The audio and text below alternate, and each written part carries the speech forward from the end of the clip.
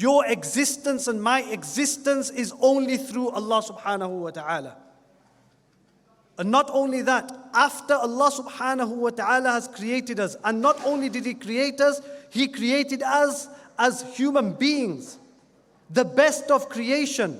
Allah subhanahu wa ta'ala says, لَقَدْ خَلَقْنَا الْإِنسَانَ فِي أَحْسَنِ تَقْوِيمٍ. We created human beings in the best form. How amazing is that you and I are not other creation, not other animals, not other kind of creation. Allah has created the sun, Allah has created the moon, Allah has created the stars, Allah has created the universe, and yet even better than all of the universe, everything within the universe, the best of creation is the human being.